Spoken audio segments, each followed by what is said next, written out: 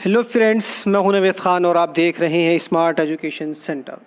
Friends, इस video के अंदर हम बात करने वाले हैं कि यूपी बीएड प्रवेश परीक्षा यूपी बीएड एंट्रेंस एग्ज़ाम 2022 के जो परीक्षा फॉर्म है, जो प्रवेश परीक्षा फॉर्म है, वो किस तरह से भरेंगे, कब उसकी लास्ट डेट है और उसके लिए इस फॉर्म के लिए कौन कौन सी योग्यताएं निर्धारित की गई हैं।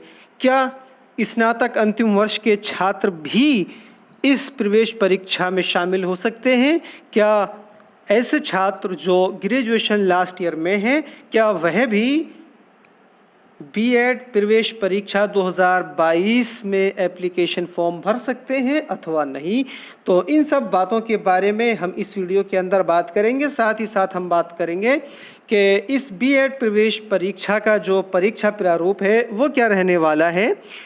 तो फ्रेंड्स, इस वीडियो में आप अंत तक बने रहें। अगर आप इस चैनल पर नए हैं और आपने अभी तक चैनल को सब्सक्राइब नहीं किया हो तो पहले हमारे चैनल को सब्सक्राइब कर दीजिए, साथ ही सामने बने बेल आइकन को प्रेस कर दें जिससे आपको हमारी आने वाली सभी नई और अहम वीडियोस की नोटिफिकेशन पर वक्त मिलती रहे। तो आइए दोस्तों, इस वीडियो को शुरू करते हैं। तो सबसे पहले आपको ये बताते चलें कि इस साल यानी 2022 की बीएड प्रवेश परीक्षा महात्मा ज्योतिबा फुले रुहेलखंड विश्वविद्यालय बरेली आयोजित करा रहा है, जिसे शॉर्ट में बोल देते हैं MJPRU बरेली। तो ये इसका जो है ये पूरी तरह से इसका ब्राउचर है, आप देख सकते हैं। ये इसकी पूरी एक गाइडलाइन यहाँ पर जारी की गई है। आप इसको MJPRU बरेली की वेबसाइट से भी डाउनलोड कर सकते हैं। ये मैंने वहीं से लिया है और इससे जुड़ी सभी जितनी भी जानकारियां हैं इस परीक्षा फॉर्म, इस प्रवेश परीक्षा से रिलेटेड, वो सब आप इसमें देख सकते हैं। तो जैसे कि आप देख रहे हैं यहाँ पर उत्तर प्रदेश बीएड संयुक्त प्रवेश परीक्षा, Uttar Pradesh BEd joint entrance examination 2022 session 2022-24 online आवेदन पत्र भरने हेतु निर्देश पुस्तिका।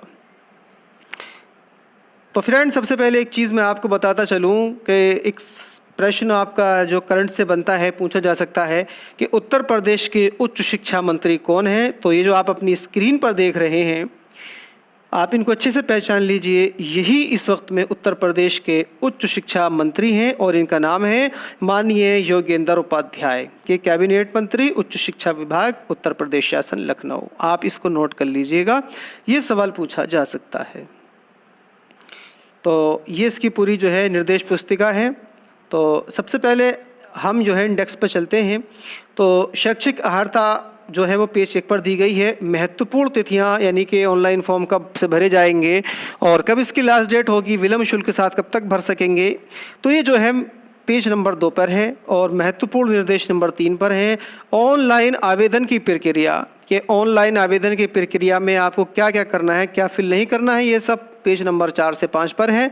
और ऑनलाइन आवेदन संबंधी सामान्य निर्देश 6 से लेकर के 9 तक है, यानी यहाँ से लेकर यहाँ तक ये सब आपकी वो चीज़ें हैं कि आपको ऑनलाइन आवेदन फॉर्म, एप्लीकेशन फॉर्म किस तरह से भरना है, इसमें कौन सी चीज़ नहीं भरनी है, ये सब जो है इसके अंदर समझाया गया है। और आरक्षण से रिलेटेड जो दिशा निर्देश हैं वो पेज नंबर 10 पर हैं। और प्रवेश की प्रति यानी जो आपका प्रवेश पत्र, एडमिट कार्ड होगा, कब जारी होगा, उससे रिलेटेड जानकारी पेज नंबर 11 पर है। और प्रवेश परीक्षा का प्रारूप यानी कि पेपर का जो इसका क्वेश्चन पेपर का जो पैटर्न है, किस तरह से आएगा, कितने पेपर होंगे, वो सब दिया गया है पेज नंबर 12 पर। और पेज नंबर 13 से 14 पर दिया गया है भारांकों से संबंधित प्रावधान।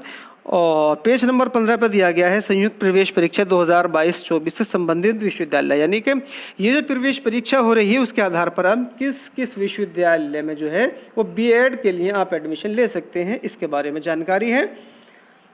और उसके बाद दिया गया है पेज नंबर 16 पर प्रवेश परीक्षा हेतु शहर का विकल्प, यानी कि ये जो प्रवेश परीक्षा है वो उत्तर प्रदेश के 75 के 75 यानी कि 75 ज़िलों में या डिस्ट्रिक्ट में जो है ये आयोजित कराई जाएगी। इसके अलावा संपर्क सूत्र दिए गए हैं नंबर 17 पर। प्रमाण पत्रों का प्रारूप दिया गया है पेज नंबर 18 से 27 पर। आइए और आगे देखते हैं कि इसके लिए कितना मिनिमम क्वालिफिकेशन क्या है बीएड, यानी कि इस बीएड की जो संयुक्त प्रवेश परीक्षा है इसमें सम्मिलित होने के लिए मिनिमम क्वालिफिकेशन क्या रखी गई है। तो विज्ञान, सामाजिक विज्ञान, मानविकी वर्ग में सामान्य एवं पिछड़ा वर्ग हेतु न्यूनतम 50% 50% अंकों के साथ ग्रेजुएशन होना अनिवार्य है। तो ये बात इन्होंने क्लियर कर दी है कि स्नातक अंतिम वर्ष, अब आप इस संयुक्त प्रवेश बीएड प्रवेश परीक्षा का जो एप्लीकेशन फॉर्म है, इसको वही बंदे भर सकते हैं नंबर 1 पर कि जिन्होंने पास ग्रेजुएशन यानी स्नातक में न्यूनतम यानी मिनिमम 50% के साथ विधि द्वारा स्थापित विश्वविद्यालय से स्नातक की उपाधि अथवा स्नातकोत्तर उपाधि हो। आगे इन्होंने दिया है, ये दिया है जिनके पास में टेक्निकल डिग्री है बीई एवं बीटेक अभियांत्रिकी में गणित एवं विज्ञान में विशेषज्ञता वाले छात्रों के लिए न्यूनतम 55% अंकों के साथ अथवा उपरोक्त के समतुल्य कोई अन्य अर्हता वाले अभ्यर्थी प्रवेश परीक्षा में सम्मिलित होने अर्ह हैं। यहाँ पर सीधी सी बात समझने की ये है कि विज्ञान, सामाजिक विज्ञान और मानविकी यानी कि बीए, बीकॉम और बीएससी के जो किए हुए कैंडिडेट्स हैं उनके लिए 50% ग्रेजुएशन में होना कंपलसरी है। इसके अलावा अगर आपके पास टेक्निकल डिग्री बीई अथवा बीटेक है या इसके अलावा कोई और समतुल्य टेक्निकल डिग्री है तो उनके पास में जो है मिनिमम 55 यानी 55% मार्क के साथ में डिग्री का पास होना अनिवार्य है। दोस्तों एक बात और यहाँ पर क्लियर करते चलें कि अगर आप स्नातक अंतिम वर्ष के छात्र हैं तो आप भी इस संयुक्त बीएड प्रवेश परीक्षा के एप्लीकेशन फॉर्म को भर सकते हैं, लेकिन शर्त ये होगी कि इसकी प्रक्रिया चलने तक आपके पास में वो डिग्री यानी कि स्नातक अंतिम वर्ष के रिजल्ट आपका आ जाना चाहिए। इसके बारे में और आगे बात करेंगे। अब आगे बात करते हैं कि आरक्षित वर्ग को जो है वह इसमें कितनी छूट हो सकती है। अनुसूचित जाति, अनुसूचित जनजाति के अभ्यर्थी हेतु विधि द्वारा स्थापित किसी विश्वविद्यालय की स्नातकोत्तर उपाधि उत्तीर्ण अथवा गणित एवं विज्ञान में विशेषज्ञता के साथ बीई बीटेक में स्नातक उपाधि एवं उपरोक्त समतुल्य कोई अन्य अभ्यर्थी प्रवेश परीक्षा में सम्मिलित होने हेतु अर्ह है। और यहाँ पर दृष्टिबाधित जितने भी कैंडिडेट्स हैं उनके लिए जो है शैक्षिक योग्यता में जो है वो 0.5% की जो है यहाँ पर छूट दी जाएगी। और एक चीज़ और यहाँ पर ध्यान देने वाली बात है कि अगर आप संपूर्णानंद संस्कृत विश्वविद्यालय वाराणसी या उससे संबद्ध महाविद्यालयों में शिक्षा शास्त्री यानी बीएड में प्रवेश के इच्छुक अभ्यर्थी हैं तो आपके पास में जो है ये वाली निम्नलिखित योग्यताएं होनी चाहिए। न्यूनतम 50% अंकों सहित संपूर्णानंद संस्कृत विश्वविद्यालय के 3 वर्षीय शास्त्री परीक्षा या 2 वर्षीय शास्त्री परीक्षा सत्र 1990 तक या विधि द्वारा स्थापित किसी अन्य विश्वविद्यालय की शास्त्री अथवा 3 वर्षीय स्नातक परीक्षा 3 वर्षों में संस्कृत सहित अथवा 2 वर्षीय शास्त्रीय संस्कृत वैकल्पिक विषय सहित 2 वर्षीय स्नातक परीक्षा सत्र 1985 तक। और इसके बारे में नीचे दी गई है जानकारी। 3 वर्षों में संस्कृत से अभिप्राय संस्कृत को मुख्य कोर विषय के रूप में अध्ययन किया गया हो। ऐसे अभ्यर्थी जो वर्ष 2022 में अर्हता परीक्षा में सम्मिलित हो रहे हैं वे भी इस प्रवेश परीक्षा में आवेदन करने हेतु अर्ह होंगे। ऐसे अभ्यर्थियों को काउंसलिंग प्रक्रिया के पूर्व न्यूनतम अर्हता धारित करना अनिवार्य होगा। तो दोस्तों अगर आप स्नातक यानी ग्रेजुएशन लास्ट ईयर के छात्र हैं और आप इस एग्ज़ाम में बैठना चाहते हैं तो आप भी ये संयुक्त बीएड प्रवेश परीक्षा का एप्लीकेशन फॉर्म भर सकते हैं। आप इसकी प्रवेश परीक्षा दे सकते हैं। शर्त यह है कि जब इसकी काउंसलिंग की प्रक्रिया शुरू होगी तब तक आपके पास में ये रिज़ल्ट आ जाना चाहिए और उस वक्त तक जब तक ये प्रक्रिया शुरू होगी काउंसलिंग की सभी ग्रेजुएशन का रिज़ल्ट आ जाता है तो आप भी इसको भर सकते हैं। आइए अब आगे इसके अंदर बात करते हैं। तो ये सब जो है यहाँ पर दिया गया है कि 18/4 से ये फॉर्म भरे जा रहे हैं और बिना विलंब शुल्क के साथ जो है आप इसे 15 मई 2022 तक इसको भर सकते हैं। और विलंब शुल्क सहित आवेदन पत्र की प्रारंभिक एवं अंतिम तिथि जो है वो 16/5 से लेकर के 20/5 तक आप इसको भर सकते हैं विलंब शुल्क के सहित। और इसके जो प्रवेश पत्र हैं एडमिट कार्ड हैं वो जारी होंगे 25 जून 2022 को। और इसका जो एग्ज़ाम है संयुक्त बीएड प्रवेश परीक्षा का वो 6 जुलाई 2022 को बुधवार के दिन आयोजित कराया जाएगा। और प्रवेश परीक्षा की परिणाम की संभावित तिथि 5 अगस्त 2022 रखी गई है। तो दोस्तों अगर आप इस फॉर्म को भरना चाहते हैं तो ये डेट्स आपके लिए हैं। 18/4 से ये फॉर्म भरे जा रहे हैं और बिना विलंब शुल्क जो है ये 16 मई 2015 ये जो है 15 मई 2022 तक भरे जा सकते हैं और विलंब शुल्क के साथ में 16 मई से लेकर के 20 मई 2022 तक ये भरे जाएंगे। अब बात करते हैं यहाँ पर हम कि इसका जो शुल्क है प्रवेश परीक्षा का वो क्या है। उत्तर प्रदेश के सामान्य एवं अन्य पिछड़ा वर्ग के अभ्यर्थियों के लिए 1000 रुपये है। अगर आप सामान्य और ओबीसी के अभ्यर्थी हैं तो आप इस प्रवेश परीक्षा में सम्मिलित होने के लिए आपको देने होंगे 1000 रुपये। अगर आप अनुसूचित जाति और जनजाति के हैं तो आपको है इस प्रवेश परीक्षा के लिए देने होंगे 500 रुपये और अन्य राज्यों के समस्त वर्गों के लिए जो है वो 1000 रुपये। चूँकि आउट ऑफ स्टेट जो कैंडिडेट्स होते हैं वो जनरल में काउंट होते हैं तो उनके लिए भी 1000 रुपये की फ़ीस है। अब बात करते हैं कि 16 मई से लेकर के 20 मई 2022 तक जो है वो लेट पेमेंट के साथ में ये कितना होगा। तो लेट पेमेंट है जनरल अभ्यर्थियों के लिए और ओबीसी के लिए 1600 रुपया और उत्तर प्रदेश की अनुसूचित जाति और जनजाति एससी और एसटी वर्ग के कैंडिडेट्स के लिए है ये 800 रुपया और आउट ऑफ स्टेट जो कैंडिडेट हैं उनके लिए भी 1600 रुपया है। आइए और अब हम आगे इसके अंदर देखते हैं। तो ये सारी बातें जो हैं आपकी किस तरह से आपको इसके लिए बनना है। आपको जो है आपके पास आपका वैध मोबाइल नंबर होना चाहिए जिससे आप चला रहे हों। आपकी ही मेल आईडी होनी चाहिए जिससे कि आपके पास में मेल आते रहे। ये नहीं कि साइबर कैफ़े वाला ही उस पर जो है अपनी मेल डाल दे और जितने भी नोटिफिकेशन है वो उसके पास जाते रहें और आप परेशान होते रहें। तो आपको इसके अंदर अपनी ही ईमेल आईडी जो है वो लिखवानी चाहिए। तो ये सारी की सारी इसके अंदर जो है दी गई है। दोस्तों एक बात और यहाँ से आपको बतानी थी कि हाई स्कूल, इंटर और स्नातक के जो आपके डॉक्यूमेंट्स सर्टिफिकेट हैं वो भी आपको यहाँ पर स्कैन करके इसके अंदर अपलोड करने ज़रूरी हैं। तो ये सब जो है ये किस तरह से फॉर्म का भरा जाना है ये देखिए, आप देख सकते हैं यहाँ पर अभ्यर्थी का नाम हाई स्कूल के अनुसार होना चाहिए। कुमारी सुश्री नाम ना लिखें। पिताजी का नाम, पिताजी के नाम में जो है वो श्रीमान डॉक्टर आदि ना लिखें। माताजी के नाम इसी तरह से भरें। उसके बाद आपके जन्म तिथि, ईमेल आईडी आपकी होनी चाहिए, मोबाइल नंबर होना चाहिए, लिंग और राष्ट्रीयता। उत्तर प्रदेश का मूल निवासी, जैसे कि मैंने अभी आपको बताया है कि इसको जो है यहाँ पर आपको अपने हाई स्कूल, इंटर और स्नातक के जो है वो आपको सभी डॉक्यूमेंट्स जो है जाकर के वो अपलोड करने होंगे। इसी तरह से श्रेणी सामान्य, अन्य पिछड़ा वर्ग, अनुसूचित जाति, जनजाति, EWS से कमज़ोर श्रेणी के अभ्यर्थी यदि उत्तर प्रदेश शासन द्वारा जारी प्रमाण पत्र के निर्धारित प्रारूप में प्रमाण पत्र धारित करता है तो अपने वर्ग के सम्मुख क्लिक करें। अन्य पिछड़ा वर्ग के अभ्यर्थियों का जाति प्रमाण पत्र 1 अप्रैल 2019 या उसके बाद का होना चाहिए। अगर आप OBC के अभ्यर्थी हैं तो आपका जो प्रमाण पत्र है वो ये याद रखिएगा कि 1 अप्रैल 2019 के बाद का होना चाहिएगा, उसके पहले ना होना चाहिएगा। अन्य पिछड़ा वर्ग OBC के अभ्यर्थियों को 1 जुलाई 2021 के बाद का आय प्रमाण पत्र भी अपलोड करना होगा।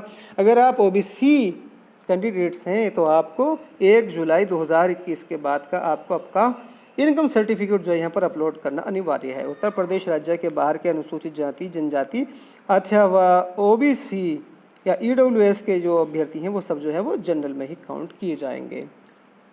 आइए अब हम इसमें आगे देखते हैं कि और क्या क्या दी गई है। तो ये सब चीज़ें वही हैं कि जो कॉमन है कि हाँ एक चीज़ और थी कि फ़ोटो और हस्ताक्षर का कितने साइज़ का होना चाहिए। तो एक बार देख लेते हैं। ऑनलाइन आवेदन पत्र निर्धारित स्थान पर अपना नवीनतम रंगीन अभिमुख फ़ोटो, दोनों तर्जनी उंगलियाँ तथा हस्ताक्षर 35 mm × 45 mm आकार में एवं अन्य संबंधित पितपत्र अपलोड करना अनिवार्य है।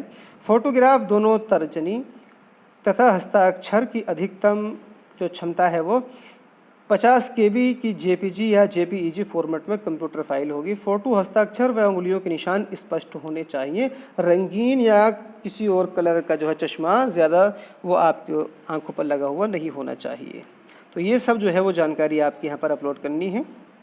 अब सीधे सीधे से फ्रेंड्स हम बात करते हैं कि इसका जो परीक्षा प्रारूप है वो क्या है, किस तरह का जो है वो सवालात इसके अंदर हो सकते हैं। तो प्रवेश परीक्षा का जो प्रारूप है वो ये है कि प्रवेश परीक्षा के जो है ये दोनों प्रश्न पत्रों में वस्तुनिष्ठ प्रश्न होंगे। सबसे पहले बात करते हैं कि ये जो संयुक्त B.Ed प्रवेश परीक्षा है इसके लिए आपको 2 प्रश्न पत्र आपको जो है वो देने होंगे। और दोनों के अंदर जो है वो वस्तुनिष्ठ ऑब्जेक्टिव टाइप के प्रश्न होंगे। पूर्व वर्षों की भांति इस वर्ष भी नकारात्मक अंकन की प्रक्रिया यथावत रहेगी। ये बात याद रखिएगा कि इस संयुक्त बीएड प्रवेश परीक्षा में आपकी निगेटिव मार्किंग रहेगी और ये निगेटिव मार्किंग आपकी 1/3 यानी कि 1/3 की होगी। अगर आप 3 गलत करते हैं तो आपका एक सही जो है वो काट दिया जाएगा। अब बात करते हैं कि किस तरह का जो है सवालात होंगे। सबसे पहले बात करते हैं यहाँ पर सामान्य ज्ञान। तो सामान्य ज्ञान के जो है यहाँ पर प्रश्नों की संख्या होगी 50 और कुल अंक होंगे 100, यानी कि एक प्रश्न जो है वो 2 नंबर का होगा। इस तरह से 50 जो सामान्य ज्ञान के प्रश्न हैं आपके प्रथम प्रश्न पत्र में वो 100 नंबर के होंगे। और भाषा हिंदी या अंग्रेजी में से कोई भी, यहाँ पर भाषा भी आपको जो है पेपर देना है और भाषा आप हिंदी या अंग्रेजी दोनों में से एक चुन सकते हैं। तो इसमें भी आपके जो है 50 प्रश्न होंगे और ये 50 प्रश्न जो हैं वो 100 नंबर के होंगे। कुल मिलाकर के आपका जो पहला प्रश्न पत्र होगा, फर्स्ट जो आपका क्वेश्चन पेपर है यहाँ पर वो 200 नंबर का होगा और इसके लिए कुल 3 घंटे निर्धारित हैं। इसमें याद रखना 50 क्वेश्चन जो है वो आपके सामान्य ज्ञान के होंगे और 50 क्वेश्चन जो है वो आपके अंग्रेजी या हिंदी भाषा के होंगे। अब जो आपका सेकंड प्रश्न पत्र आएगा, सेकंड क्वेश्चन पेपर होगा, वो कैसा होगा उसके बारे में देखते हैं। उपरोक्त खंड के सभी के लिए अनिवार्य खंड व भाषा से संबंधित होगा। इस खंड में हिंदी व अंग्रेजी के पृथक पृथक भाग होंगे। इन दोनों भाषाओं में से अभ्यर्थी किसी एक भाषा का जो है वो हल कर सकता है। अब जो आपका द्वितीय प्रश्न पत्र है, सेकंड क्वेश्चन पेपर है, इसमें जो है जो इसके जो प्रथम हिस्सा होगा इसके अंदर सामान्य अभिरुचि परीक्षण के 50 प्रश्न होंगे जो 100 नंबर के होंगे। और उसके बाद में विशेष योग्यता कला, विज्ञान, वाणिज्य, कृषि। ये जो है अगर आपने बीए किया है तो आप इसे चुनेंगे। अगर आपने बीएससी किया है तब आप विज्ञान यानी साइंस की तरफ जाएंगे। अगर आपके पास कॉमर्स है, बीकॉम किया है आपने तो आप वाणिज्य।